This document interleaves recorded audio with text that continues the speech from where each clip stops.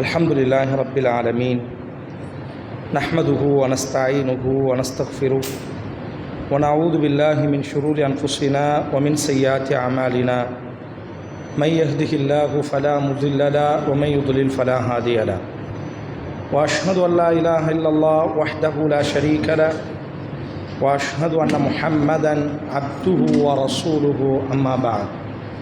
فقال الله تعالى إنا فتحنا لك فتحا مبينا.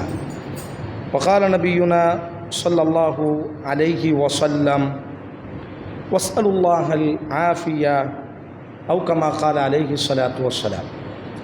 اللهم صل على محمد وعلى آل محمد كما صليت على إبراهيم وعلى آل إبراهيم إنك حميد مجيد. اللهم بارك على محمد وعلى آل محمد كما باركت على إبراهيم وعلى آل إبراهيم في العالمين إنك حميد مجيد. பாசத்திற்குரிய சகோதர சகோதரிகளே, ஆரம்பமாக எனக்கும் உங்களுக்கும் அல்லாஹுவினுடைய அச்சத்தை கொண்டு நான் உபதேசம் செய்கிறேன். அல்லாஹ் ரப்புல் ஆலமீன் நம்மீது கடமையாக்கிய எல்லா கடமைகளையும் ஏற்று நடக்குமாறும், எதை விட்டெல்லாம் அல்லாஹ் நம்மை தவிர்ந்திருக்குமாறு உபதேசம் செய்தானோ எல்லா காரியங்களை விட்டும் தவிர்ந்திருக்குமாறும், இறை நம்பிக்கையாளர்களாக வாழ்ந்து இறை நம்பிக்கையாளர்களாகவே இவ்வுலகத்தை விட்டு விடைபெறக்கூடிய நல்ல சந்தர்ப்பங்களை சூழல்களை அல்லாஹ் நம் அனைவருக்கும் நசீபாக்க வேண்டும் என்று பிரார்த்தனை செய்தவனாய், பாசமான உறவுகளே, இவ்வுலகத்தில் அல்லாஹ் ரப்புல் ஆலமீன் தரக்கூடிய அருள் கொடைகளில் மிக மிகச் சிறந்ததொரு அருள் கொடை அல் ஆஃபியா என்பதாக சொல்லப்படும். ஆஃபியத், நிம்மதியான ஒரு வாழ்வை அல்லாஹ் ஒரு மனிதனுக்கு கொடுப்பது அல்லாஹ் தரக்கூடிய ஒரு பெரும் அருள் கொடையாக இருக்கும். அதனால தான் ரசூலுல்லாஹி ஸல்லல்லாஹு அலைஹி வஸல்லம் அல்லாஹுவிடத்தில் அதிகம் கேட்ட ஒரு பிரார்த்தனையில் ஒரு பிரார்த்தனை, அல்லாஹும்ம இன்னி அஸ்அலுகல் அஃப்வ வல் ஆஃபியா. அல்லாஹுவே, உன்னிடத்தில் நான் கேட்கிறேன் உனது மன்னிப்பையும் மேலும் நிம்மதியை நான் உன்னிடத்தில் கேட்கிறேன். ஆஃபியத்தை, நிம்மதியை உன்னிடத்தில் நான் கேட்கிறேன். அபூபக்கர் சித்தீக் ரலியல்லாஹு அன்ஹு அவர்கள் அல்லாஹுவின் தூதரை அடக்கம் செய்யப்படுகிறது. முதல் ஆட்சியாளராக தேர்வு செய்யப்பட்டு முதல் உரையை நடத்தும் பொழுது அபூபக்கர் ரலியல்லாஹு சொன்ன ஒரு செய்தி, வஸ்அலுல்லாஹல் ஆஃபியா, அல்லாஹுவிடத்தில் ஆஃபியத்தை, நிம்மதியை கேளுங்கள். காரணம், அல்லாஹுவின் தூதர் சொல்ல நாங்கள் கேட்டிருக்கிறோம், ஈமானுக்கு பிறகு ஒரு மனிதனுக்கு கிடைக்கக்கூடிய பெரும் பொக்கிஷம் அல்லாஹ் தரக்கூடிய ஆஃபியத், நிம்மதி என்பதாக அல்லாஹுவின் தூதர் ஸல்லல்லாஹு அலைஹி வஸல்லம் அவர்கள் கூற நாங்கள் கேட்டோம் என்பதாக அபூபக்கர் சித்தீக் ரலியல்லாஹு அன்ஹு அவர்கள் தனது முதல் உரையில் இந்த செய்தியை நினைவூட்டினார்கள். ரசூலுல்லாஹி ஸல்லல்லாஹு அலைஹி வஸல்லத்தினுடைய பெரிய தகப்பனார் அப்பாஸ் இப்னு அப்துல் முத்தலிப் என்று சொல்லப்படும் மிகப்பெரிய பணக்காரர், அதிகம் செல்வங்களை திரட்டுவதில் கவனம் செலுத்தக்கூடிய ஒரு தோழரும் கூட, உழைப்பாளியும் கூட, பெரும் அளவிற்கு பொருளாதாரத்தை ஈட்ட வேண்டும் என்பதாக ஆசைப்படக்கூடிய ஒரு தோழர். அல்லாஹுவின் தூதர் ஸல்லல்லாஹு அலைஹி வஸல்லம் பெரிய அளவிற்கு அவருக்கு செல்வம் இருக்கிறது, பாரம்பரியம் இருக்கிறது. ஆனால் அல்லாஹுவின் தூதர் அவரை கூப்பிட்டு சொன்ன வார்த்தை, என்னுடைய யா அப்பாஸ் யா அம்மி ரசூலில்லா, என்னுடைய தந்தையோடி பிறந்த எனது சாச்சாவே, உங்களுக்கு நான் சொல்வதெல்லாம் சலில்லாஹல் ஆஃபியா ஃபித் துன்யா வல் ஆஹிரா, அல்லாஹுவிடத்தில் நிம்மதியை, ஆஃபியத்தை கேளுங்கள், உலகத்திலும் மறுமையில். பொருளாதாரம் ஒரு மனிதனுக்கு கிடைப்பதை காட்டிலும், ஒரு மனிதன் பாரம்பரியத்தோடு வாழ்ந்து மரணிப்பதை காட்டிலும் நிம்மதியான சூழலிலே வாழ்வதிருக்கிறதே, அதை நீங்கள் அல்லாஹ்விடத்தில் கேளுங்கள். அதனால்தான் இப்ராஹிம் அலைஹிஸ்ஸலாம் கஅபாவை கெட்டி எழுப்பியவுடன் செய்த பிரார்த்தனை, இத் கால இப்ராஹீமு ரப்பி ஜஅல் ஹாதல் பலத ஆமினன், அல்லாஹுவே, இந்த உனது தேசத்தை அமைதியின் தேசமாக, நிம்மதியின் தேசமாக இந்த தேசத்தை நீ மாற்றுவாயாக. அல்லாஹ் ரப்புல் ஆலமீன் நினைவூட்டுகிறான் குறைஷிகளை பார்த்து, வஆமனஹும் மின் ஹௌஃப், குறைஷிகளே நீங்கள் நிம்மதியோடு இந்த தேசத்தில் வாழுகிறீர்களே, அல்லாஹுவை நினைவு கூறுங்கள். فَلْيَعْبُدُوا رَبَّ هَذَا الْبَيْتِ, இந்த வீட்டினுடைய உரிமையாளனை நீங்கள் வணங்குங்கள். அல்லதி, அந்த உரிமையாளன் யார்? அத்அமஹும் மின் ஜூ', உங்களுக்கு அவன் உணவளிக்கிறான். வஆமனஹும் மின் ஹௌஃப், நிம்மதியை அல்லாஹ் உங்களுக்கு தந்திருக்கிறான். ஒரு அழகான கட்டமைப்பிலே நீங்கள் இருக்கிறீர்கள், நிம்மதியான சூழலிலே நீங்கள் இருக்கிறீர்கள். போரினுடைய சப்தங்களும் போரினுடைய எக்காலமும் இல்லாமல், குண்டு சப்தங்களினுடைய இரைச்சல் இல்லாமல் நிம்மதியாக கண் விழித்து நிம்மதியாக நீங்கள் தூங்குகிறீர்கள் அல்லவா? காரணம், அந்த மக்கமா நகரத்தின் மீது யாரும் யுத்தம் செய்ய மாட்டார்கள். அது அல்லாஹுவால் புனிதப்படுத்தப்பட்ட நகரமும் கூட. அன்றைய இறைமறுப்பாளர்களும் கூட அந்த மக்காவின் மீது யுத்தம் செய்வதற்கு பயந்தார்கள். காரணம், அது இறைவனினுடைய ஆலயம்.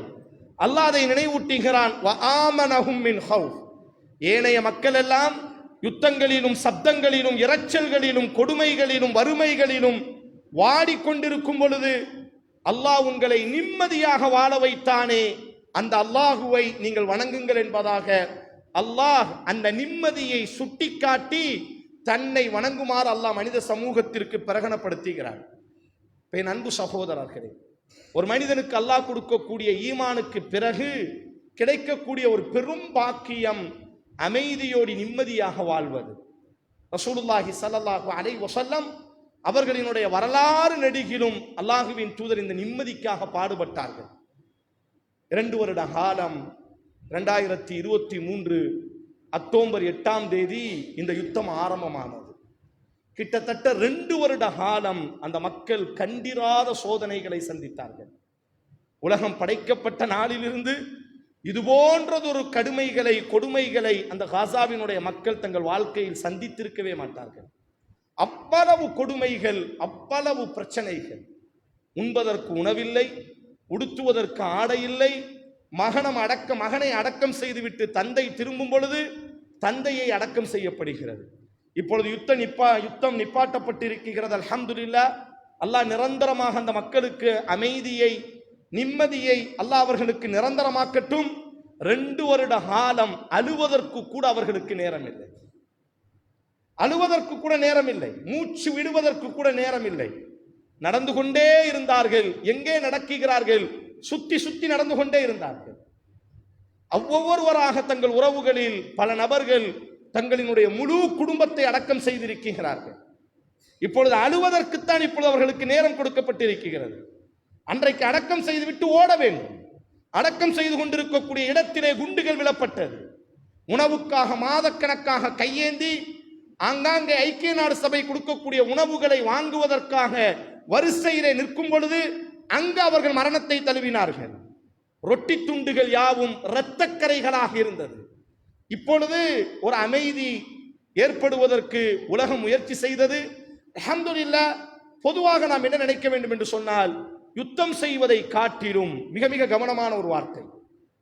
நம்முடைய சமூகம் பல நேரங்களில் உணர்ச்சி பெருக்கிலே உணர்வு பெருக்கிலே நடக்கக்கூடிய பிரச்சனைகள். ரசூலுல்லாஹி ஸல்லல்லாஹு அலைஹி வஸல்லம் திருமிதியிலே இந்த செய்தி பதிவு செய்யப்படுகிறது. அல்லாஹுவின் தூதர் ஸல்லல்லாஹு அலைஹி வஸல்லம் அதிகம் இந்த உம்மத்திற்கு சொன்ன வார்த்தை, யா அய்யுஹன் நாஸ் லா தமன்னு லிகாஅ அதுவல்லாஹ் வஸ்அலுல்லாஹல் ஆஃபியா. ஓ மனித சமூகமே, எதிரியை சந்திப்பதற்கு நீங்கள் ஆசைப்படாதீர்கள், அல்லாஹ்விடத்தில் அமைதியை நிம்மதியை கேளுங்கள் என்று அல்லாஹுவின் தூதர் சொன்னார்கள். யுத்தம் செய்வதை காட்டிலும் வீரம் என்பது எதிரியை வீழ்த்துவது அல்ல, மாறாக நம்மை நம்பி இருக்கக்கூடிய சமூகத்தை பாதுகாப்பதுதான் உண்மையான வீரம். ஐதான் ரசூலுல்லாஹி ஸல்லல்லாஹு அலைஹி வஸல்லம் லா தமன்னு அதுவல்லாஹ், அல்லாஹ்வின் எதிரிகளை சந்திக்க வேண்டும் என்று நீங்கள் ஆசைப்படாதீர்கள். வஸ்அலுல்லாஹல் ஆஃபியா, அல்லாஹ்விடத்தில் நிம்மதியை கேளுங்கள், அமைதியை கேளுங்கள். ஒரு கால் சந்திக்க வேண்டிய நிலைமை ஏற்பட்டால் உஸ்புது, திடமாக நில்லுங்கள். மாறாக யுத்தத்தை எதிர்பார்த்து நிற்காதீர்கள். காரணம், யுத்தத்தினுடைய முடிவு எப்படி இருக்கும் என்றே தெரியாது.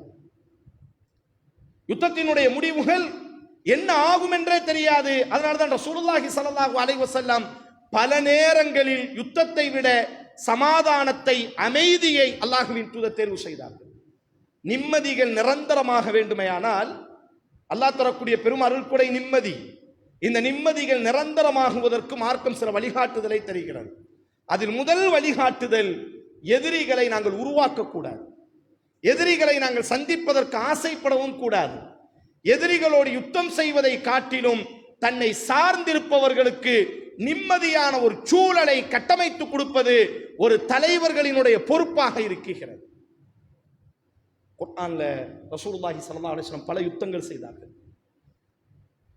யுத்தம் செய்ய வேண்டிய சூழல் ஏற்பட்டது. அதில் மிகப்பெரிய ஒரு யுத்தம் பத்ரினுடைய யுத்தம். நம்ம எல்லோரும் கொண்டாடக்கூடிய அளவிற்கு உலகம் உள்ளவரை இறை நம்பிக்கையாளர்களுக்கு படிப்பினைகளை சுமந்து நிற்கக்கூடிய ஆகச் சிறந்த ஒரு யுத்தம். கவச ஆடையை அணிந்து கொண்டு வானவர்களின் கோமான் ஜிப்ரீல் களத்திற்கு வந்து போராடிய ஒரு யுத்தம். ஆனால் அல்லாஹ் அதை மிகப்பெரிய வெற்றி என்று சொல்ல மாட்டான்.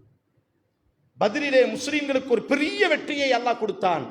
ஆனால் அதை அல்லாஹ் பெரும் வெற்றி என்று அல்லாஹ் சொல்ல மாட்டான்.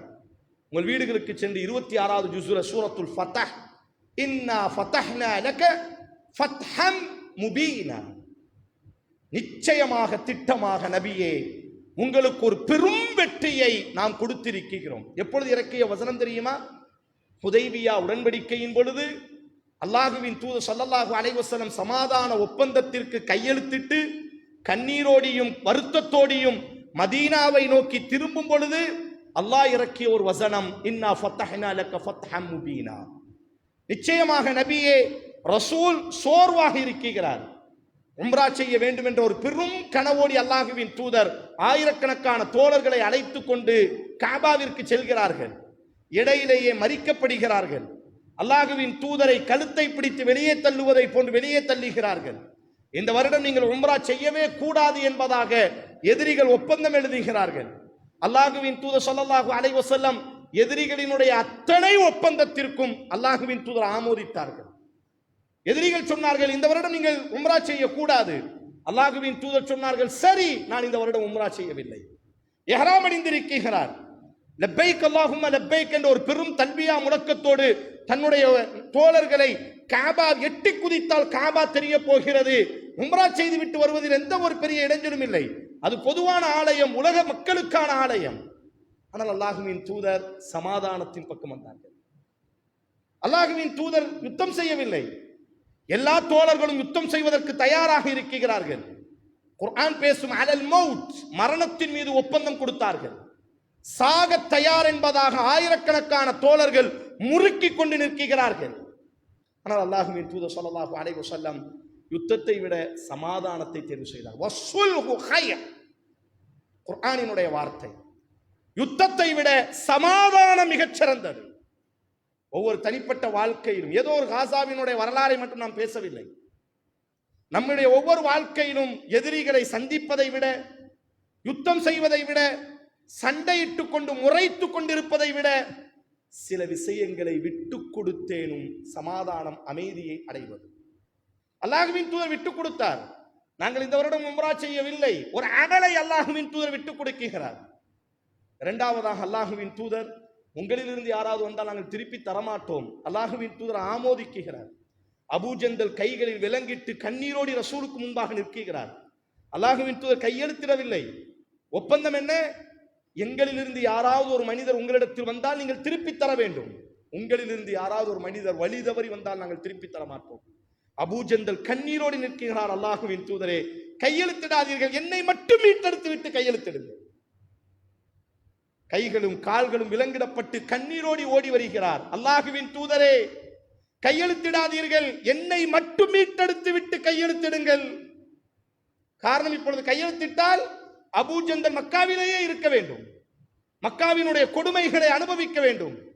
ரசூலுல்லாஹி ஸல்லல்லாஹு அலைஹி வஸல்லம் மக்காவினுடைய எதிரிப்படையினுடைய தலைவர் சுஹைலிடத்தில் கேட்டார்கள், சுஹைல், இந்த ஒருவரை மட்டுமேனும், இன்னும் கையெழுத்திடவில்லை அல்லவா, இன்னும் நான் கையெழுத்திடவில்லை, இந்த ஒருவரை மட்டும் எனக்கிடத்தில் கொடுங்கள், அதற்கு பிறகு நான் கையெழுத்திடுகிறேன். சுஹைல் சொன்னார், இல்லை இல்லை, பேசப்பட்டது ஒப்பந்தம், ஆதலால் யாரையும் நாங்கள் தரமாட்டோம்.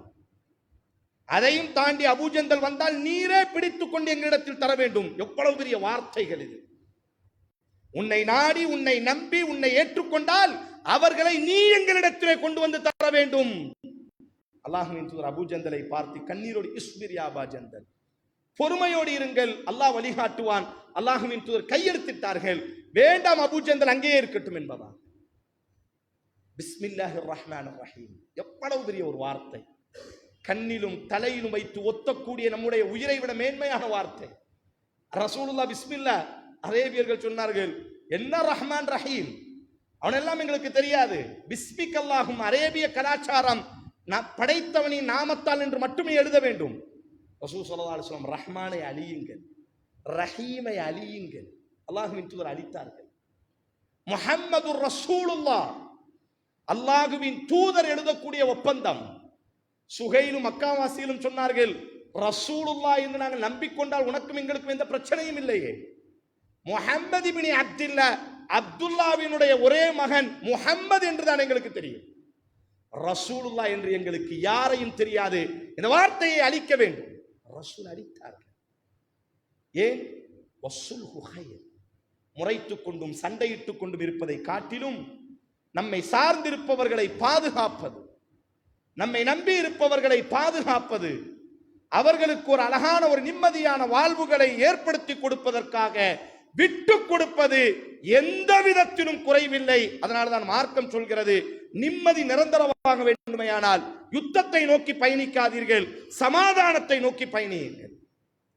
இரண்டாவதாக, எதிரிகளை பெருக்கக்கூடாது. எதிரிகளை நாம் பெருக்கிக் கொண்டிருக்கக்கூடாது. ரசூலுல்லாஹினுடைய வரலாறை நாம் பார்த்தால், நம்மில் பல சகோதரர்கள் யாரை எடுத்தாலும் கோபப்படுவார், எல்லோரிடத்திலும் பகமை காட்டுவார், எல்லோரிடத்திலும் முகத்தை திருப்பிக் கொண்டிருப்பார். தொட்டான் சினிங்கியை போன்று எடுத்ததற்கெல்லாம் கோபப்படக்கூடியவராக சாதாரணமாக பகைமையர்களை உருவாக்கி கொண்டே இருப்பார். அது நிம்மதியை கெடுத்துவிடும். ரசூலுல்லாஹினுடைய வரலாறை நீங்கள் எடுத்துக்கொண்டீர்கள் என்று சொன்னால், எதிரிகளை அவர்கள் வீழ்த்தியதை விட எதிரிகளை உருவாக்காமல் ரசூல் பாதுகாத்தார்கள். ஹாலித் அவ்வளவு பெரிய கொடுமைகளை இழைத்தவர் உஹதினுடைய யுத்தத்தில். முஸ்லிம் தரப்புல பெரும் இழப்பு ஹாலிதால் தான் ஏற்பட்டது, அபூ சுஃபியானால் தான் ஏற்பட்டது ரலியல்லாஹு அன்ஹு. ஆனா ரசூலுல்லாஹ் மக்காவுக்கு போகும் பொழுதெல்லாம் ஹாலித் எங்க இருக்கிறாரு, நல்லா இருக்கிறாரா அப்படின்னு விசாரிப்பாங்க. அந்த ஆளு தான் எல்லா வேலையும் செஞ்சாரு. ரசூல் ஸல்லல்லாஹு அலைஹி வஸல்லம் ஹுதைபியால உம்ரா முடிக்கல, உம்ரா செய்ய முடியல. ரசூலுல்லாஹ்வோட யுத்தம் செய்வதற்காக 300 குதிரை வீரர்களோடு நிற்கிறாரு. ரசூல் அவரை கண்டுக்கிடவே இல்லை. இந்த ஆளை பார்த்தோம்னா சண்டை போடணும், வேண்டாம் வேண்டாம், நாங்க உன் பார்வையில நாங்க கோழையாவே இருந்துட்டு போறோம்ப்பா, உன்கிட்ட எல்லாம் வாள் எடுத்து சண்டை போடுறதுக்கு நாங்க தயாரா இல்லை. பாதைகளை மாற்றினார்கள். மறு வருடம் உம்ராவுக்கு வரும் பொழுது ரசூலுல்லாஹ் குறிப்பிட்டு கேட்டார்கள், ஐன ஹாலித், ஹாலித் எங்க, எங்கேயுமே தெரியலையே. எதிரிப்படையில இருக்கிறார், எதிரிப்படையினுடைய வீர திருமகன், எதிரிப்படையினுடைய சக்கரவர்த்தி அவர், எதிரிப்படைகளை ஒருங்கிணைக்கக்கூடிய மாபெரிய இளவரசன் அவன். ரசூலா கேட்கிறாங்க, ஹாலித் எங்க இருக்க, நல்லா இருக்கிறாரா, அவர் உடம்பு நல்லா இருக்கா? ரசூல்லா அவருடைய உறவுகள்கிட்ட கேட்டுட்டு போயிட்டாங்க. மக்கா மதீனாவுக்கு போன பிறகு அந்த உறவுக்காரர் ஹாலிதை சந்திக்கிறாரு. சந்திச்சு சொன்னாங்க, எங்க போனீங்க? இல்ல, முஹம்மதும் அவருடைய தோழர்களும் உம்ராவுக்கு அடுத்த வருஷம், இந்த வருஷம் வாராங்கன்னு கேள்விப்பட்டோம். அந்த ஒப்பந்தத்துல ஒண்ணு, ஹுதைபியால உம்ரா செய்யக்கூடாது, அடுத்த வருஷம் 3 நாள் மட்டும் உள்ள வந்து உம்ரா செஞ்சுட்டு போய்க்கணும். அந்த அடிப்படையில் ரசூலுல்லாஹ் அடுத்த வருஷம் ஹிஜ்ரி 7ஆம் ஆண்டு உம்ராவுக்காண்டி வரும்போது தான் ஹாலிதை விசாரிப்பாங்க. இந்த ஹாலித் பாருங்க எவ்வளவு கடுமை, எவ்வளவு விரோதம் வச்சிருக்கிறாரு பாருங்க. எதுக்கு அந்த ஆளு முகத்துல எல்லாம் முடிச்சுக்கிட்டுன்னு சொல்லி தான் நான் ஊரை விட்டு போயிட்டேன். அந்த ஆள் இருக்கும் பொழுது நான் மக்கால இருக்கக்கூடாதுன்னு ஒரு முடிவு எடுத்துட்டேன். அந்த ஆளை எப்படியோ சந்திக்கணும், திருப்பி முறைச்சிக்கிட்டு நிக்கணும். அதனால அந்த ஆளு முகத்தெல்லாம் பார்க்க கூடாதுன்னு சொல்லி தான் நான் ஊரை விட்டு 3 நாள் ஊரை விட்டு வெளியே போயிட்டேன், கிராமத்துல தங்கிட்டு இப்ப தான் வாரன்னாரு.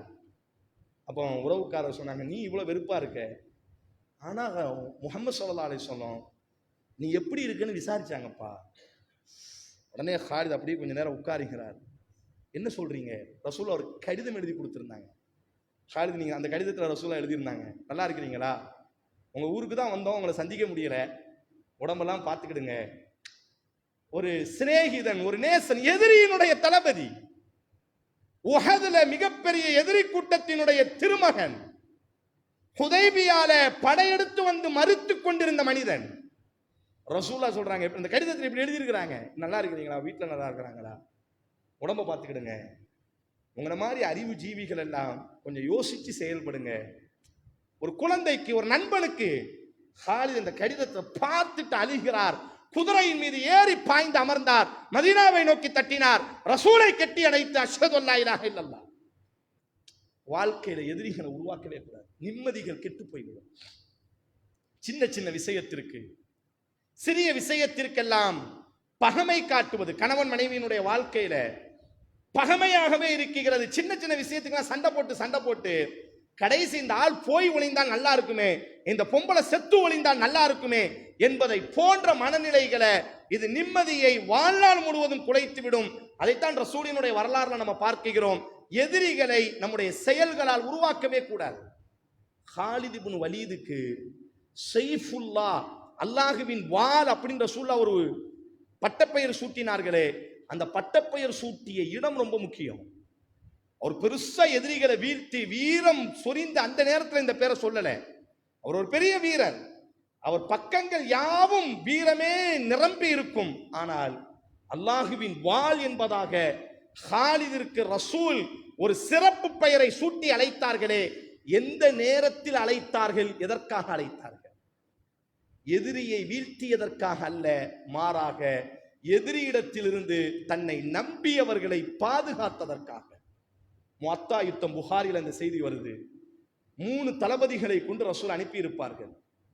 3 தளபதிகள்கிட்ட ரசூலா சொல்லியிருப்பாங்க, நீங்க மரணிச்சா அவர், அவர் மரணிச்சா அவர், உங்கள ஒருவர் உயிர் தியாகம் செய்து விட்டால் அடுத்த தலைவர் ஜாஃபர் இப்னு அப்துல்லா, அவர் உயிர் தியாகம் செய்து விட்டால் அவர், இப்படின்னு ரசூல் ஸல்லல்லாஹு அலைஹி வஸல்லம் 3வரையும் அல்லாஹ்வின் தூதர் தளபதியாக நியமிச்சு வச்சிருப்பாங்க. அந்த 3வரும் மரணித்து விட்டால் உடனே உங்கள ஒருவர் என்ன செய்யட்டும், தளபதியாக நீங்களே ஷூரா செஞ்சு முடிவெடுத்துக் கொள்ளுங்கள். அதே மாதிரி முஅத்தா யுத்தம் ரோம சக்கரவர்த்திகளுக்கு எதிராக நடக்குது. லட்சக்கணக்கான ராணுவ வீரர்கள். இந்த படம் ரொம்ப குறைவு, 3 பேரும் அடுத்தடுத்து மரணிக்கிறாங்க. கடைசி தலைமை இல்லாமல் சிதறுண்டு நிற்கிறது இஸ்லாமிய படை. உடனே எல்லாரும் ஷூரா பண்றாங்க. அப்பதான் ஒரு புதுசா இஸ்லாத்துக்குள்ள வந்து காலித் இப்னு வலீத் முதல்ல பயணப்பட்டு இருக்கிறார். முஸ்லிமாக பயணப்பட்ட முதல் போராட்ட களம் அதுதான். எல்லாரும் ஒரு ஆலோசனை பண்ணி அடுத்த தளபதி நீங்க தான் அப்படின்னு காலித் கையில கொடுத்த உடனே காலித் யுத்தம் செய்யவில்லை. அதான் ரொம்ப முக்கியம். அவர் சூழலை உணர்கிறார். எதிரி படைகள் 3 தளபதிகளை கொண்டுட்டாங்க. எதிரி படைகள் சுத்தி வளைத்து நிற்கிறார்கள். இப்ப இந்த எதிரி படைகள்கிட்ட இருந்து தன்னை நம்பியவர்களை நம்ம அழகா பாதுகாக்கணும். தான் தோழர்களை பாதுகாக்கணும். ஒரு தலைவனுக்கான அகராதியே அதுதான், ஒரு தலைவனுக்கான இலக்கணமே அதுதான். எதிரி கிடைத்து விட்டான் என்பதற்காக தாக்குதல் நடத்துவது அல்ல ஒரு தலைமையினுடைய பண்பு. மாறாக நாம் தாக்கினால் அவன் திருப்பி அடித்தால் நம்மை நம்பியவர்களினுடைய நிலைமை என்னவாகும் என்பதை யோசித்து அவனினுடைய பயணத்தை அமைத்துக் கொண்டிருக்க வேண்டும். காலித் இப்னு வலீத் செஞ்ச முதல் வேலை என்னன்னா, தன்னுடைய படைகளை பல 100 படைகளா பல 100ஆ பிரிச்சார். பிரிச்சு எல்லாத்தையும் பெரும் பெரும் படைகளா காட்டி தான் கூட உள்ளவங்களை எல்லாம் யுத்தம் செய்யாம அப்படி என்ன செய்தார் என்று சொன்னால், எதிரி படைகளை சிக்குண்டவர்களை எல்லாம் மீட்டெடுத்து அப்படி பாதுகாப்பாக மதீனாவிற்கு கொண்டு வந்து விட்டார். ரசூலுல்லாஹ் மிம்பர்ல நின்று சொன்ன வார்த்தை, அல்லாஹுவினுடைய வாள் இப்பொழுது பொறுப்புக்கு வந்தது, முஸ்லிம்களை அவர் பாதுகாத்து விட்டார். உஹதுல ரசூல் ஸல்லல்லாஹு அலைஹி வஸல்லம் பெரிய இழப்பு ஏற்படாமல் அல்லாஹ் இந்த உஹதுல பாதுகாத்ததற்கு காரணம், ஒரு கட்டத்திற்கு பிறகு ரசூலுல்லாஹ் யுத்தமே செய்ய மாட்டாங்க. உஹதுல தன்னை நம்பியவர்களை ஃபுல்லா பாதுகாத்து அப்படி மலைக்கு மேல கொண்டு போயிடுவாங்க. தன்னை நம்பி வந்திருக்கிறாங்க, இவங்களுக்கு எந்த இழப்பும் ஏற்படுத்தி விடக்கூடாது. ஹுதைபியால ரசூலுல்லாஹ் யுத்தமே செய்யல. ஆனா எல்லா தோழர்களும் யுத்தம் செய்வதற்கு தயாரா இருந்தார்கள். ஏன் யுத்தம் செய்யவில்லை? இல்லை, தன்னை நம்பி வந்தவர்களுக்கு ஒரு பாதிப்பு ஏற்படக்கூடாது. அப்ப இரண்டாவது ரொம்ப முக்கியம் என்ன அப்படின்னு சொன்னா, எதிரிகளை நாம உருவாக்காம நாம் என்ன செய்ய வேண்டும் என்று சொன்னால், நிம்மதியான ஒரு சூழலுக்கு நம்மை சார்ந்திருப்பவர்களை ஒரு நாடோ ஒரு அமைப்போ முதல்ல பாதுகாத்து பழக வேண்டும். சந்தர்ப்பம் கிடைத்து விட்டது என்பதாக நாம் அவர்களை அடித்தால் திருப்பி அவர்கள் நம்மை அடிக்கும் பொழுது அதை தடுக்கக்கூடிய அளவிற்கேறு நம்மிடத்திலே திராணி இருக்க வேண்டும். இல்லாவிட்டால் நம்மை நம்பியவர்களை நாம் நடுரோட்டில் நிப்பாட்டி விடுவோம். காசாவினுடைய யுத்தம் யாரையும் நாம் குற்றவாளியினுடைய கூண்டில் நிப்பாட்டவில்லை. அல்லாஹ் ரப்புல் ஆலமீன் அந்த மக்களினுடைய தியாகத்தை கபூல் செய்யட்டும். என்றாலும் இது நமக்கு ஒரு நல்ல ஒரு பாடம். இது நமக்கு ஒரு நல்ல பாடம். இருந்த நிலைமையை விட மிக மிக மோசமான ஒரு சூழல்களுக்கு எப்பொழுதும் நாம் நம்மை நம்பியவர்களை தள்ளிவிடக் கூடாது என்பதற்கு இந்த ஒரு சூழல் நமக்கு ஒரு பெரிய ஒரு பாடமாக படிப்பினையாக இருக்கிறது. மூன்றாவதாக, நிம்மதி நிரந்தரமாகுவதற்கு அல்லாஹுவினுடைய கலாவை நாங்கள் பொருந்திக் கொள்ள வேண்டும். இந்த காசாவினுடைய மக்கள் பார்த்த நமக்கு ஒரு சோர்வு மனப்பான்மை, படைத்தவன் என்று ஒருவன் இருக்கிறானா என்று கேட்ட எத்தனையோ சகோதரர்கள் எனக்கு தெரியும். அந்த மக்கள் படக்கூடிய கஷ்டங்களை பார்க்கக்கூடிய நம்மால் ஒரு சோர்வு, என்ன கொடுமைகள், உலகத்தில் கேட்பதற்கு யாரும் இல்லையா, படைத்த இறைவன் எந்த உதவியையும் செய்ய மாட்டானா என்று சோர்ந்து போய் கண்ணீரோடி கவலையோடி நாம் அமர்ந்திருந்த பொழுது அந்த கஷ்டத்தையும் அந்த கண்ணீரையும் தாங்கிக் கொண்ட மக்கள், அல்லாஹு அக்பர், ஹஸ்புனல்லாஹு வ நிஅமல் வக்கீல், அவர்களும் 2 வருட ரமதானை நோன்பு நோற்றார்கள், அவர்களும் இரவிலே நின்று வணங்கினார்கள், அவர்களும் 5 நேர தொழுதார்கள், அவர்களும் பெருநாள் கொண்டாடினார்கள், அவர்களும் தக்பீர் சொன்னார்கள், அவர்களும் அந்த கஷ்டத்தில் பர்தா அணிந்தார்கள், அவர்களும் அந்த கஷ்டத்தில் அல்லாஹ்வை வணங்கினார்கள். எதுவும் அவங்க என்ன செய்யல, பார்த்த நம்மளால் தாங்கவே முடியல. ஒரு விரக்திக்கு நாம் சென்றோம். என்ன நடக்குகிறது, இதற்கு ஒரு முடிவே இல்லையா, இந்த அக்கிரமத்தை தடுப்பதற்கு யாருமே இல்லையா என்று சோர்வு நிலைக்கு நாம் சென்ற பொழுது தந்தையை, தாயை, ஒரு செய்தியாளர் எல்லாம் தன்னுடைய குடும்பத்தினுடைய 80 நபர்களை ஒரே தினத்திலே அடக்கம் செய்தார். அவர்கிட்ட கேட்பாங்க, ஹஸ்பிக் அல்லாஹ், அவர் மட்டும் தனிச்சு நிற்கிறார், அல்லாஹ் எனக்கு போதுமானவன். ரூஹி ரூஹ், உலகத்தை உலுக்கிய ஒரு வார்த்தை. தன்னுடைய புள்ளைய, சின்ன புள்ள, 5-10 வயசு புள்ள, ரொம்ப அழகா இருக்கு, அந்த புள்ளைய கஃனிடுவதற்காக கியூல வரிசையில நிக்கிறாரு. அப்ப அந்த புள்ளைய முத்தமிட்டு அவர் சொன்ன ஒரு வார்த்தை, ரூஹி ரூஹ், என் உயிரே, என் உயிரே, என் உயிரே. கண்ணில் இருந்து கண்ணீர் ஓடும். அந்த பிள்ளைக்கு கஃன் செய்வார், அவரே தொழுகை நடத்துவார். பெரிய கொடுமை என்னன்னா, அதுல இருந்து கொஞ்ச நாள்ல அவரும் என்ன செய்வார், ஷஹீதா. புள்ளை அடக்கம் செய்த சில நாட்களில் தந்தை, தந்தை அடக்கம் செய்த சில நாட்களில் மகன், தாயை அடக்கம் செய்த சில நாட்களில் இப்படி எல்லோரும். ஆனால் சோர்ந்து போகவே இல்லை. நிம்மதி நிரந்தரமாக வேண்டும் என்று சொன்னால் நிச்சயம் ஒரு முடிவு இருக்கிறது. அல்லாஹ்வினுடைய கதாவை புரிந்திக் கொள்ள வேண்டும். நம்மில் சில நேரங்கள் அல்லாஹ் சோதனைகளை கொடுப்பான். கணவனை இழக்க வேண்டிய சூழல் ஏற்படும், பெற்றெடுத்த குழந்தைக்கு கஃன் செய்ய வேண்டிய சூழல் ஏற்படும். அதைத்தான் அழகாக சொல்வார்கள், யாருக்கு எப்பொழுது எது வேண்டுமையானாலும் நடக்கலாம், தயாராகவே இருப்போம். அல்லாஹ்வினுடைய கதா, அல்லாஹ் இதை தான் நாடுகிறான் என்று சொன்னால் நாங்கள் பொறுமை காக்குகிறோம். وَمِنَ النَّاسِ مَن يَعْبُدُ اللَّهَ عَلَى حَرْفٍ فَإِنْ أَصَابَهُ خَيْرٌ يَطْمَئَنَّ بِهِ وَإِنْ أَصَابَتْهُ فِتْنَةٌ انقلب على وجهه خسر الدنيا والآخرة ذلك هو الخسران المبين. மனிதர்கள் சிலர் ஓரத்தில் நின்று வணங்குகிறார்கள், கொடுத்தால் அல்லாஹுவை புகழுகிறார்கள். வைன் அஸாபஹு ஃபித்னா, அல்லாஹ் அவர்களுக்கு சோதனையை கொடுத்தால் இன்கலப அலா வஜ்ஹி, முகத்தை திருப்பிக் கொள்கிறார்கள். ஹஸிரத் துன்யா, உலகமும் அவர்களுக்கு நஷ்டம், மறுமையும் அவர்களுக்கு நஷ்டம். திடமான நஷ்டவாளிகள், உண்மையான நஷ்டவாளிகள் அவர்கள்தான். இந்த காசாவினுடைய மக்கள் 2 வருட காலத்துல அவங்க நமக்கு கொடுத்த ஒரு பாடம் என்னன்னா, உலகத்துல பார்ப்பதற்கு கூட சகிக்காத கொடுமைகள், பார்ப்பதற்கு கூட நம்மால் தாங்க முடியவில்லை. ஆனால் எல்லா கொடுமைகளையும் தாங்கினார்கள். அத்தனை கொடுமைகளுக்கு பின்னாலும் அல்லாஹு மௌலானா, எங்கள் இரட்சகன் அல்லாஹ் என்பதாக உறுதியாக இருந்தார்.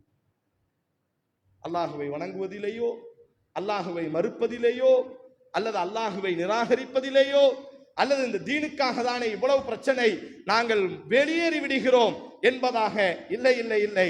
அடிக்கும் பொழுதும் அவர்களினுடைய முழக்கம் அல்லாஹ், ஓடும் பொழுதும் அவர்களினுடைய முழக்கம் அல்லாஹ், விரட்டும் பொழுதும் அவர்களினுடைய முழக்கம் அல்லாஹ். அப்பொழுதும் ஹிஜாபோடி தான் ஓடினார்கள். இது நமக்கு ஒரு நல்ல பாடம். அல்லாஹ்வினுடைய கலாவை நிம்மதி நிரந்தரமாக்குவதற்கு, நிம்மதியோடு நாம் வாழ வேண்டுமேயானால் அல்லாஹ்வினுடைய கலாவை புரிஞ்சிக் கொள்வோம். அல்லாஹுவினுடைய கதிர், அல்லாஹுவினுடைய நியதியை, அல்லாஹுவினுடைய தீர்ப்பை நாங்கள் என்ன செய்வோம்? மா நகூல் இல்லாம யர்தா ரப்புனா. ரசூல் தன்னுடைய மகனை கண்ணீரோடு ஜனாசாவை பார்க்கும் பொழுது சொன்ன வார்த்தை, என் அன்பு மகனே, இது அல்லாஹுவின் நாட்டம் என்றால் நான் பொருந்திக் கொள்கிறேன். அல்லாஹ் வெறுக்கக்கூடிய வார்த்தைகளை நான் பேச மாட்டேன். அப்ப நிம்மதி நிரந்தரமாகுவதற்கு படைத்தவன் நம்மை சோதிப்பான். அந்த சோதனையின் பொழுது மனம் தளராமல் ரப்பின் மீது முழு நம்பிக்கை உடையவர்களாக, ரப்பை சார்ந்தவர்களாக, அல்லாஹ் எங்களுக்கு போதுமானவன் என்ற உறுதியான நம்பிக்கையோடு இருக்க வேண்டும். சலாமுன் அலைக்கும் பிமா சபர்தும் ஃபநிஅம உக்பத்தார். அல்லாஹ் சொல்கிறான், பொறுமையோடு சோதனைகளை தாங்கிக் கொண்டவர்களே, உங்களுக்கு சாந்தி உண்டாகட்டும், நீங்களே வெற்றியாளர்கள். சலாமுன் அலைக்கும். இன்னைக்கு இந்த காசாவினுடைய மக்கள், அவர்களுக்கு உலகம் சொல்லக்கூடிய ஒரே ஒரு வாழ்த்து என்ன?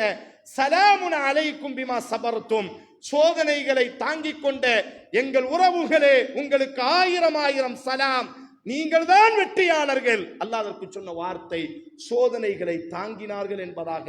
சோதனை தாங்குபவர்களுக்கு அல்லாஹுவினுடைய சாந்தி, அல்லாஹுவினுடைய அமைதி, அல்லாஹுவினுடைய நிம்மதி, சலாமுன் அலைக்கும், அல்லாஹுவினுடைய நிம்மதி அவர்கள் மீது இறங்கும் என்பதாக அல்லாஹ் குர்ஆனில் பதிவு செய்கிறார். என் அன்பு உறவுகளே, அல்லாஹ் தரக்கூடிய ஒரு பெரும் நிஅமத் ஆஃபியத், நிம்மதி. இந்த நிம்மதியை நாம் அடைய வேண்டுமையானால் முதன்மையாக மிக மிக முக்கியமாக எதிரிகளை நாம் உருவாக்க வேண்டாம். இரண்டாவதாக சண்டையிடுவதிலே போய் நாம் நம்முடைய நேரங்களை வீணடிக்க வேண்டாம். சமாதானத்தின் பக்கம் முடிந்த அளவிற்கு சமாதானத்தை நாம் கையில் எடுப்போம்.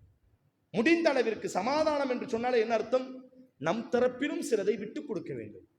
அதுக்கு பேர் தான் சமாதானம். நான் இப்படி நிற்பேன், அதுக்கு பேர் சமாதானம் இல்லை. ரசூலா விட்டு கொடுத்தார்கள். சரி, இந்த வருஷம் நாங்கள் உம்ரா செய்யலை. சரி, ரசூலுல்லான்னு வார்த்தையை அளிக்கிறேன். சரி, ரஹ்மான் ரஹீம்னு வார்த்தையை அளிக்கிறேன். சரி, உங்க தரப்புல யாராச்சும் வந்துட்டா நாங்களே கொண்டு வந்து உங்க கையில கொடுத்துடுறோம்ப்பா அப்படின்னு ரசூலுல்லா தன்னுடைய தரப்பில் இருக்கக்கூடிய நியாயத்தை விட்டு கொடுத்தார்கள். அதான் சமாதானம். இன்னைக்கு நம்ம கணவன் மனைவிக்குள்ள பிரச்சனையில பெரிய பிரச்சனை என்னன்னா, நான் தயாரா இருக்கேன் சேர்ந்து வாழ்றதுக்கு, நான் தயாரா இருக்கேன்னு சொல்லுவாங்களே தவிர ஆனால் விட்டு கொடுக்கவே மாட்டாங்க. ரெண்டு பேரும் எதையுமே விட்டு கொடுக்கிறதே கிடையாது. அப்ப அல்லாஹ் குர்ஆன்ல சொல்றா, வஸ்ஸுல்ஹு கைர், யுத்தம் செய்வதை விட சமாதானம் மிகச் சிறந்தது. சமாதானம் என்றால் என்ன? நம் தரப்பிலும் சில விட்டுக் கொடுப்புகள் இருக்கத்தான் செய்ய வேண்டும். அப்படி இருந்தால்தான் அதற்கு பேர் சமாதானம். அப்ப அல்லாஹ் இரண்டாவது சொல்கிறான், சமாதானத்தை நீங்கள் தேர்வு செய்யுங்கள், யுத்தங்களை நீங்கள் தேர்வு செய்யாதீர்கள். யுத்தம் உங்கள் மீது திணிக்கப்பட்டாலே தவிர மாறாக முடிந்த அளவிற்கு நீங்கள் சமாதானத்தோடு நீங்கள் என்ன செய்யுங்கள்? வாழ்ந்து பழகுங்கள், சமாதானத்திற்கு தயாராக இருங்கள். மூன்றாவதாக அல்லாஹுவினுடைய கல்லாவை நாம் பொருந்திக் கொள்வோம். அல்லாஹுவினுடைய நாட்டத்தை வரக்கூடிய சோதனைகளை அல்லாஹுவின் பக்கம் நாம் சார்ந்தவர்களாக இருக்கும் பொழுது அல்லாஹ் சலாமுன் அலைக்கும் பீமா சபர்த்தும், அல்லாஹ் தரக்கூடிய சோதனைகளை தாங்கிக் கொண்டவர்களுக்காக அல்லாஹ் அமைதியை இறக்குகிறான் என்று அல்லாஹ் பதிவு செய்கிறானே, நம் மீதும் அல்லாஹ் என்ன செய்வான்? அமைதியை இறக்குவான். அக்குல் கோலி ஹாதா வஸ்தக்ஃபிருல்லாஹி லி வலக்கும் லிசாயிரில் முஸ்லிமீன ஃபஸ்தக்ஃபிரு இன்னஹு ஹுவல் கஃபூருர் ரஹீம்.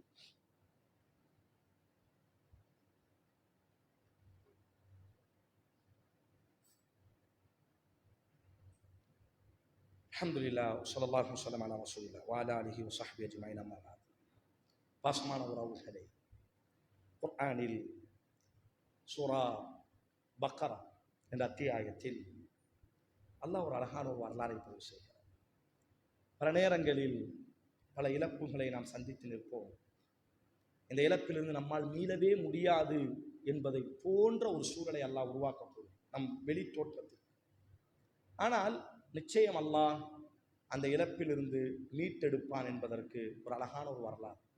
இன்னைக்கு நாம் பார்க்கக்கூடிய பலஸ்தீன், காசா என்று சொல்கிறோம் அல்லவா, உசைர் என்று சொல்லக்கூடிய ஒரு இறை தூதர் அவர் வாழ்ந்த காலத்தில் இன்றைக்கு எப்படி நம்ம காசாவை ஒரு கெட்டிடமும் இல்லை, ஐக்கிய நாடு சபை சொல்கிறது 96% கெட்டிடங்கள் காசால கிடையாது, பள்ளிக்கூடங்கள் கிடையாது, மருத்துவமனைகள் கிடையாது, வீடுகள் கிடையாது, அரசு அலுவலகங்கள் கிடையாது, நீர் உபயோகம் கிடையாது, மின் உபயோகம் கிடையாது, ரோடுகள் கிடையாது.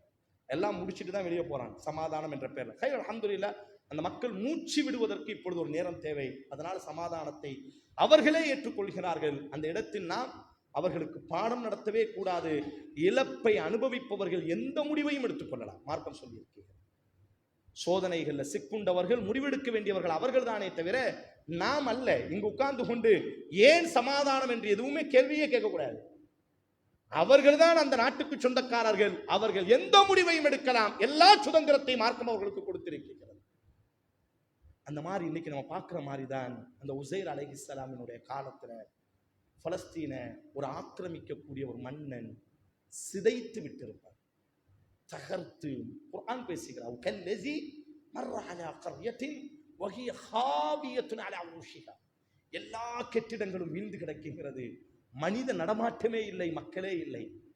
அந்த நகரத்தை கடந்து உசைர் அலைஹிஸ்ஸலாம், மூசா அலைஹிஸ்ஸலாத்திற்கு பிறகு வந்த ஒரு இறை தூதர், குர்ஆன் பேசுகிறது, அந்த நகரத்தை கடந்து செல்லும்போது அந்த நகரத்தை பார்க்கிறார். காரணம், அது உலகத்தின் தலைமகன் சுலைமான் அலைஹிஸ்ஸலாம் போன்ற பெரும் பெரும் இப்ராஹிம் அலைஹிஸ்ஸலாத்தால் கெட்டி எழுப்பப்பட்ட நகரம் அது. இறை தூதர்களினுடைய தேசம் அது. மூசா அலைஹிஸ்ஸலாம் கனவு கண்டு நுழைந்த தேசம் அது.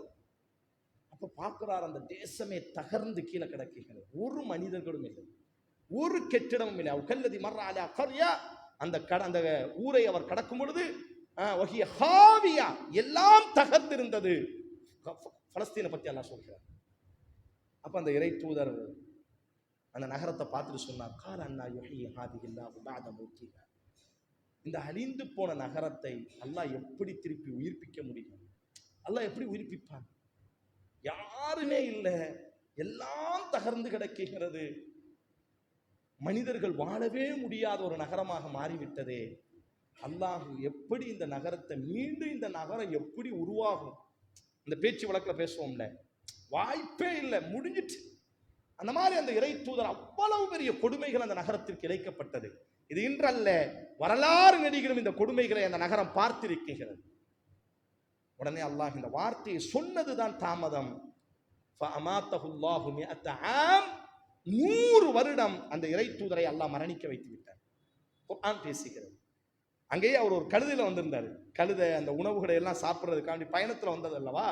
பயணத்தின் பொழுது இந்த நகரத்தை கடந்து செல்லும் பொழுது பார்க்கிறார், கொடுமைக்காரர்கள் அந்த நகரத்தை நீர்மூலமாக்கி விட்டார்கள். எல்லாம் கீழே சிதைந்து கிடக்கிறது. அவருக்கே ஆச்சரியம். இதெல்லாம் ஏன்னா வரலாறு படிச்சிருக்கிறார், இது இப்ராஹிமினுடைய நகரம் இது. ஆனால் இவ்வளவு பெரிய கொடுமை இருக்கே, எப்படி மீண்டு வரும் இந்த நகரம்? அப்படி நினைத்ததுதான் தாமதம். அவர் அல்லாஹ் அப்படி உடனே மரணிக்க வைக்கிறார். 100 வருடமே தாம் சும்ம பஅஸஹுல்லாஹ். 100 வருடத்திற்கு பிறகு அல்லாஹ் அவரை எழுப்பினார். எழுப்பி அவர் பார்க்கிறார், உலகத்தின் தலைமகனாய் பலஸ்தீன் நின்று கொண்டிருக்கிறது. உலகத்தினுடைய மிகப்பெரிய தலைநகரமாக, ரோம சாம்ராஜ்யத்தினுடைய தலைநகராக மிக பிரம்மாண்டமான மஸ்ஜிதுல் அக்ஸா எழுந்து நின்றது. லட்சக்கணக்கான மக்கள் அந்த ஆலயத்தை சுற்றி வாழுகிறார்கள். உலகத்தினுடைய எல்லா வளத்தையும் அல்லாஹ் அந்த நகரத்திற்கு கொடுத்திருந்தால் கண்ணியா அப்படியே பார்க்கிறாரு. சும்ம பஅஸஹுல்லாஹு மிஅத்த ஆம், குர்ஆன் பேசுகிறது. அவர் 100 வருஷத்துக்கு பிறகு அல்லாஹ் அவரை எழுப்பினான்.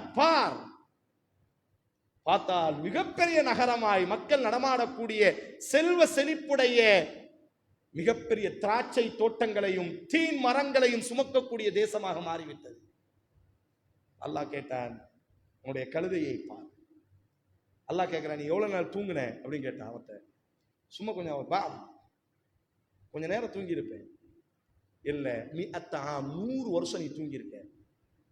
என்ன ஆதாரம்? உன் கழுதையை பார். அந்த கழுதை செத்து மக்கி மண்ணா போய் எலும்புகளாக வெறும் எலும்பு துண்டு மட்டும் கிடக்கு. அல்லாஹ் சொன்னான், இந்த கழுதையை நாம் எப்படி ஒன்று சேர்க்கிறோம் என்று பார். அவர் கண்ணு முன்னாடி பார்க்கிறார். எல்லா எலும்புகளும் ஒன்றானது, தோள்கள் அமைந்தது, சதைகள் அமைந்தது. அப்படி எழுந்து மீண்டும் கணைக்க ஆரம்பித்தது. உசைருக்கு பக்கத்திலே உயிரோடி வந்து நிற்கிறது. அல்லாஹ் சொன்னான், இந்த நகரத்தை நாம் இப்படித்தான் மீட்டெழுத்தினோம், இந்த நகரத்தை மீண்டும் நாம் இப்படித்தான் கெட்டமைத்தோம். கால அலம் அன்னல்லாஹ் அலா குல்லி ஷைஇன் கதீர். அந்த உசைர் அலைஹிஸ்ஸலாம் கண்ணீரோடி சொன்ன ஒரு வார்த்தை, அல்லாஹ் அனைத்திற்கும் ஆற்றல் மிக்கவன் என்பதை நான் உணர்ந்து கொள்கிறேன் யா அல்லாஹ் என்பதாக அந்த இறை தூதர் அல்லாஹ்வை புகழ்ந்தார். ஆனால் வாழ்க்கையில வீழ்ந்து விட்டது. இனி காசாவிற்கு என்ன நடக்கும் சொல்கிறார்கள். இனி காசா என்பதே இல்லை என்பதாக வரலாறில் பலர் சொல்லி இருக்கிறார்கள். பலஸ்தீன் என்பதே இனி இல்லை என்பதாக சொல்லி இருக்கிறார்கள். இப்பொழுதும் சொல்கிறார்கள், வார்த்தைகள் மாறாமல், எழுத்து மாறாமல். கால அலமு அன்னல்லாஹ் அலா குல்லி ஷைஇன் கதீர். படைத்தவனை நோக்கி அந்த இறை தூதர் சொன்னதை சொல்கிறோம். அல்லாஹ் ஆற்றல் மிக்கவன். அல்லாஹ் மீட்டெழுப்பினான், மீட்டெழுப்புவான். வரலாறில் மீண்டெழுந்திருக்கிறது. நிச்சயம் அது மீண்டெழும். அதை யாரும் தகர்க்க முடியாது. அது மீண்டெழும் பொழுது உலகத்தின் தலைமகனாக எழுந்து நிற்கும். நமக்கு தரக்கூடிய பாடம் என்ன? வாழ்க்கையில் சில சோதனைகளில் நாம் கீழே கிடப்போம், நம்மால் எழுந்திருக்கவே முடியாது என்பதாக நாம் நினைப்போம். அல்லாஹ் ஆற்றல் மிக்கவன். அல்லாஹ் நம்மை மீண்டும் எழுப்பி கொண்டு வருவான். சோதனைகள்ல இந்த காசா, அந்த வரலாறே, அந்த வசனமே காசாவை பத்தி பேசக்கூடிய வசனம், பலஸ்தீனை பத்தி பேசக்கூடிய வசனம். அல்லாஹ் அதை உலகத்திற்கு பாடமாக்குகிறான். வீழ்ந்த நகரத்தை நாம் எழுப்பி இருக்கிறோம், கெட்டி எழுப்பி இருக்கிறோம். ஆதலால் நீங்களும் வீழ்ந்தாலும், உங்களுக்கும் சோதனை வந்தாலும் சோர்ந்து போகாதீர்கள். நாம் ஆற்றல் மிக்கவர்கள், உங்களை மீட்டு எழுப்புவோம் என்பதாக அல்லாஹ் நமக்கு ஆறுதல் வழங்குகிறார். ஆதலால் அன்பான உறவுகளே, இந்த தேசம் அல்ஹம்துலில்லாஹ் சமாதானம் நேற்றைய தினத்திலிருந்து ஆரம்பமாகி இருக்கிறது. இந்த சமாதானம் நிரந்தரமாக மாற வேண்டும். துரோகிகள் எப்பொழுது வேண்டுமானாலும் துரோகம் செய்வார்கள், எல்லாம் தெரிந்ததுதான். வரலாற்றில் இத்தனை வருடங்களில் நூற்றுக்கணக்கான ஒப்பந்தங்களை மீறியவர்கள் இஸ்ரவேலர்கள், எந்த மாற்று கருத்தும் இல்லை. ஆனாலும் இப்பொழுது அவர்களுக்கு சுவாசிப்பதற்கு ஒரு நேரம் தேவை. அவர்கள் இழந்ததை நினைத்த அழுவதற்கேனும் கொஞ்சம் நேரம் தேவை. அதற்காக ஒரு பெரிய சமாதானத்திற்கு எல்லா நாடுகளும் முயற்சி செய்தது. அல்ஹம்துலில்லாஹ், இப்பொழுது 2 வருடத்தினுடைய யுத்தம் ஓரளவிற்கு முடிவை நோக்கி பயணப்படுகிறது. இந்த முடிவு நிரந்தரமாக இருக்க வேண்டும். இனி ஒரு தாக்குதல் இல்லாமல், இனி ஏனும் அந்த மக்கள் இன்ஷா அல்லாஹ் ஒரு நிம்மதியோடி அல்லாஹ் பொறுப்பேற்றிருக்கிறான். அந்த மக்களுக்கு அல்லாஹ் அந்த நகரத்தை மீண்டும் கெட்டி எழுப்புவான். நிச்சயம் அந்த நகரம் கெட்டி எழும்புவதை நாம் பார்க்கத்தான் போகிறோம். அந்த மக்கள் இனியேனும் நிம்மதியோடி மகிழ்ச்சியோடி வாழக்கூடிய ஒரு சந்தர்ப்பத்தை அல்லாஹ் அவர்களுக்கு கொடுக்க வேண்டும் என்பதாக நாம் அதிகமாக பிரார்த்தனை செய்வோம். உலக தலைவர்கள் என்ன செய்ய வேண்டும் என்று சொன்னார், இது ஏதோ ஒரு பேருக்காக அல்லது ஒரு சில நாட்களுக்காக நடக்கக்கூடிய ஒரு துரோக ஒப்பந்தமாக இல்லாமல் நிரந்தர ஒரு ஒப்பந்தமாக அந்த ஒப்பந்தம் அமைவதற்கு அல்லாஹ் ரப்புல் ஆலமீன் ஆட்சியாளர்களினுடைய உள்ளங்களிலும் அல்லாஹ் மாற்றத்தை ஏற்படுத்த வேண்டும். இனி அந்த தேசத்தை ஆளக்கூடியவர்கள் நிதானத்தோடு ஆள வேண்டும். எதிரிகளை சந்திப்பதை விட தன்னை நம்பி இருக்கக்கூடிய மக்களை முதலில் பாதுகாக்க வேண்டும் என்ற ரீதியிலாவது இனியேனும் அந்த மக்களினுடைய நலனை கவனம் செலுத்தக்கூடிய நல்ல ஆட்சியாளர்களை அல்லாஹ் ரப்புல் ஆலமீன் அந்த சூழலிலே உருவாக்கட்டும். ஃப்ரீ பலஸ்தீன், ஒரு சுதந்திர பலஸ்தீன் உருவாகுவதற்கு வாழும் காலத்தில் அந்த தேசம் ஆக்கிரமிக்கப்பட்டதை நாம் பார்த்தோம். அந்த தேசத்தினுடைய மக்கள் சுதந்திரத்திற்காக 1 லட்சம் மக்கள் இந்த யுத்தத்தில் கொலை செய்யப்பட்டிருக்கிறார்கள். நாம் வாழும் காலத்திலேயே ஒரு சுதந்திர பலஸ்தீன் உருவாகக்கூடிய சந்தர்ப்பத்தை நம்மை போன்று உலக மக்களை போன்று அவர்களும் ஒரு சுதந்திர தேசத்தில் சுதந்திரமான சுய கட்டுப்பாடோடி தன்மானத்தோடி வாழக்கூடிய ஒரு சந்தர்ப்பத்தை, யாரையும் நம்பி யாரையும் சார்ந்திருக்காமல் அவர்கள் நாட்டை கட்டி எழுப்பக்கூடிய ஒரு சுதந்திரத்தை அல்லாஹ் அஸ்ஸ வ ஜல் அவர்களுக்கு மிக விரைவாக கொடுக்க வேண்டும் என்பதாக அதிகமாக நாம் பிரார்த்தனை செய்வோம். அல்லாஹும்ம ஸல்லி அலா முஹம்மது வ அலா ஆலி முஹம்மத் கமா ஸல்லைத அலா இப்ராஹிம் வ அலா ஆலி இப்ராஹிம் இன்னக ஹமீதும் மஜீத். அல்லாஹும்ம பாரிக் அலா முஹம்மத் وعلى ال محمد كما باركت على ابراهيم وعلى ال ابراهيم انك حميد مجيد. ربنا اتنا في الدنيا حسنه وفي الاخره حسنه وقنا عذاب النار. اللهم انا نسالك العافيه في الدنيا والاخره. اللهم إني أسألك العفو والعافية في ديني ودنيا وأهلي ومالي. اللهم استر عوراتي وامن روعاتي. اللهم احفظني من بين يدي ومن خلفي وعن يميني وعن شمالي ومن فوقي وأعوذ بغضمتك أن أحتال من تحتي. إن الله يأمر بالعدل والإحسان وإيتاء ذي القربى وينهى عن الفحشاء والمنكر والبغي يعظكم لعلكم تذكرون. اذكروا الله العظيم يذكركم واشكروه على نعمه يزدكم ولذكر الله أكبر والله يعلم ما تصنعون.